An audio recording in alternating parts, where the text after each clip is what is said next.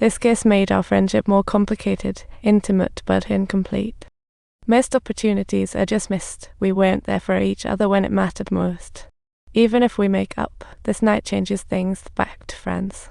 On July 15, 2001, Dexter became a full-time dad, cramming onto buses and working in a factory, all thanks to a recommendation from his success, but his wife cheated with that buddy right at last year's wedding. On July 15, 2003, Dexter couldn't take it anymore and got divorced. Leaving the past behind, he headed to Paris to see Emma, who was now a bit of a celebrity. Dexter thought he could rekindle their romance, but he was too late. Emma had a new boyfriend, a teacher, a talented French musician, and Dexter couldn't help feeling a bit jealous as he watched Emma. Emma had originally planned to take Dexter to meet her new boyfriend, but unexpectedly she was turned down. Watching the dazzling Emma walk arm in arm with another man into the concert hall, Dexter felt a pang in his heart. Dexter knew Emma wouldn't wait for him. After turning away, it seemed like there was no chance left. He wandered aimlessly through the streets of Paris. He decided to leave the next day because staying had no purpose. Just then, by the river, he heard someone calling his name. I have always thought I could save you. The moment Dexter's name was mentioned, he had the thought of sending his daughter over, yet he hesitated, with his heart pounding. He wrestled with his inner turmoil repeatedly, feeling like a chicken rip in his heart, too afraid to face it again. He truly could not face it any longer. He couldn't face the awful situation again. The psychological fear shadowed him like a ghost.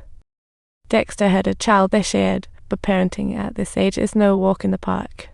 By 2006, they're still stressed about pregnancy and eager to be a mom.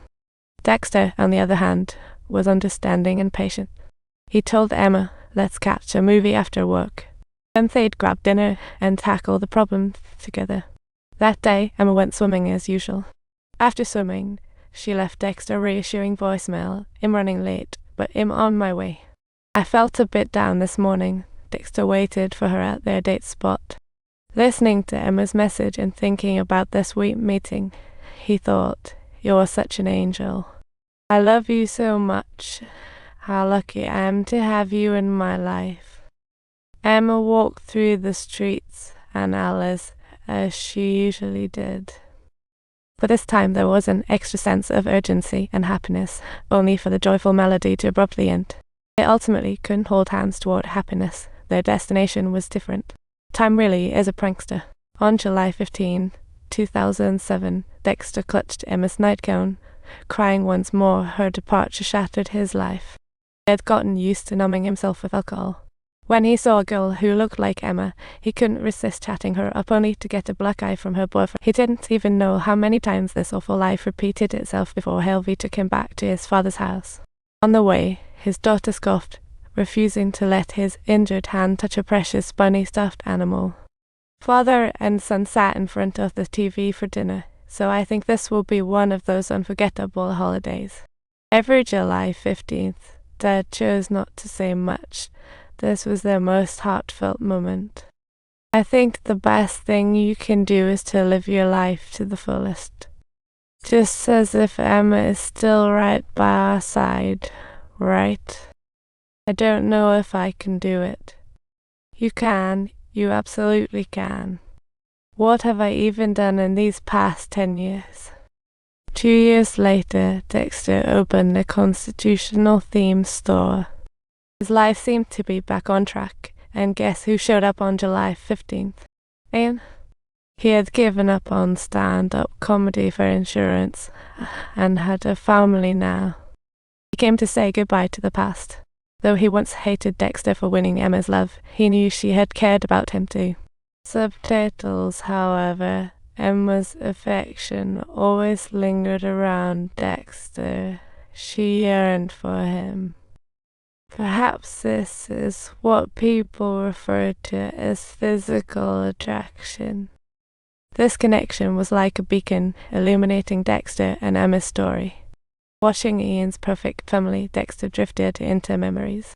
He was transported back to the morning he met Emma after a failed date.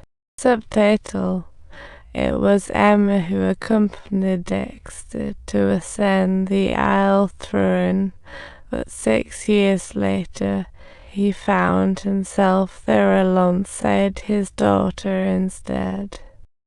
Dexter began to tell his daughter stories about Emma. She was my best friend. Can you also share this with your friends now? Absolutely, it's you. That day, his daughter listened to music while Dexter lay on the hillside.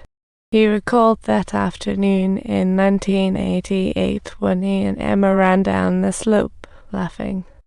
Racing toward Princes Street, they darted through the streets of Edinburgh.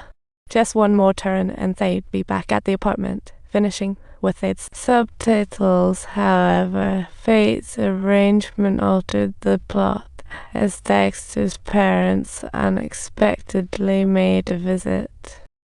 Emma had to leave early, but Dexter chased after her. Hey little dude, I need your phone number. You know him, right?